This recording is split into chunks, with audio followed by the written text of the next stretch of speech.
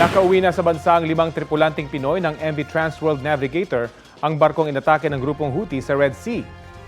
First batch sila ng 27 tripulanting Pinoy na sakay ng MV Transworld Navigator. Ayon sa Department of Migrant Workers, nakatanggap sila ng financial assistance mula sa gobyerno at bibigyan din ng medical assistance at counseling. Inaasikaso na rin ang pagpapauwi sa iba pa nilang kasamahan. Inaasahang bukas makakauwi ang second batch ng mga tripulante. Inaasahan ng Department of Justice na makakabalik na sa Pilipinas si dating Congressman Arnolfo Teves Jr. ngayong Hulyo. Kasunod po yan ang pagpayag ng Court of Appeals ng Timor-Leste sa extradition request ng DOJ. Humaharap si Teves sa patong-patong na kaso kaugnay sa pagpatay kay dating Negros Oriental Governor Ruel Degamo at siyam na iba pa. Sabi ng DOJ, naghahanda na sila ng team na kukuha kay Teves sa Timor-Leste. Inihahanda na rin ang detention facility kung saan siya mananatili habang dinidinig ang kanyang mga kaso. Sinusubukan pa ng GMA Integrated News na kunan ng pahayag ang kampo ni Teves pero nauna na nilang sinabi na may panahon pa sila para maghain ng motion for reconsideration sa desisyon ng Korte sa Timor-Leste kaugnay sa extradition. Magtatalaga na ng basaan zone ang San Juan City LGU para maiwasan na ang perwisyo sa ilang commuter at motorista nitong Wata Wata Festival. Balita hatid ni Von Aquino. Ang Wata Wata Festival sa San Juan itong June 24, perwisyo daw ang idinulot sa mga hindi ginustong mabasa.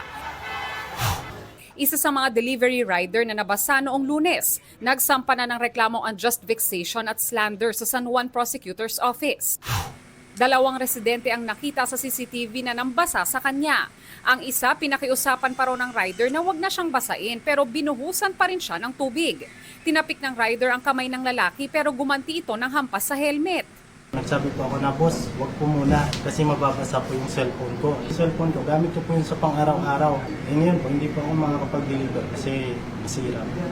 Tumangging magbigay ng pahayag ang inireklamong residente.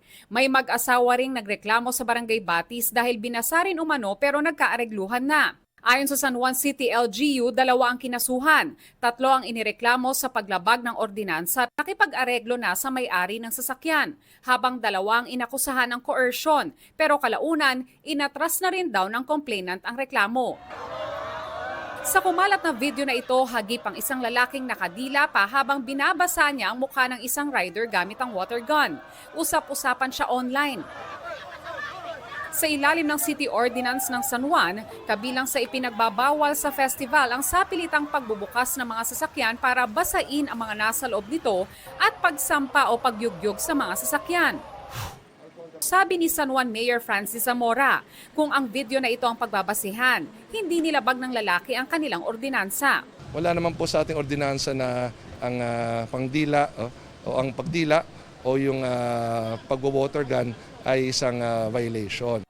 Walang nagrereklamo laban sa naturang lalaki dahil sa pambabasa. Kailangan po meron tayong private complainant para ma-file po ang kaso dito po sa ating prosecutor's office. Hindi naman siya yung nag-aano dito. Pero may nakausap kaming delivery rider na napeperwisyo raw dahil may nag-o-order online at ipinapangalan ito sa lalaking nasa video. At ang sinasabi raw sa kanila nito ay hindi kanya ang mga order. Mahigit 200 parcel na raw ang nakapangalan sa lalaki na hindi naman siya ang umorder. May mga aircon, may washing, may drum, may mga cellphone. Hindi po si ang taabala sa ginagawa po nila. Kami pong mga courier. Para maiwasan na ang gulo sa Wata Wata Festival sa mga susunod na taon, magtatalaga na raw ng basaan zone ang San Juan City LGU. Von Aquino nagbabalita para sa GMA Integrated News. Dalawang Pinoy Paralympian pa ang nag-qualify para sa 2024 Paris Paralympics. Kasama yan si wheelchair racer Gerald Mangliwan na nakakuha po ng gold at silver medal sa 4th Para Games sa China noong Oktubre. Kinumpirma na rin ng PSC ang pag-qualify ni Sandy Asusano. Nito pong Mayo lamang nang mag-4th place si Asusano sa Women's Javelin Throw F54 event sa World Para Athletics Championship sa Japan. Kabilang po sila sa 6 na atletang lalaban sa Paralympics ngayong taon. Good job sa inyo! Samantala, Paris Olympics update po tayo. Sama-samang dumalo sa misa sa Metz, France, ang ilang Pinoy Olympians na lalaban sa Olympics. Pagkatapos po ng misa, nagkaroon din sila ng salo-salo. Naroon ang mga atleta para sa kanilang training camp bago ang Summer Games sa July 26 hanggang August 11 sa Paris, France.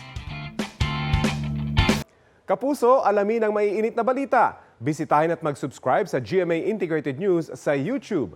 Sa mga kapuso abroad, samahan niyo kami sa GMA Pinoy TV at sa www.gmanews.tv.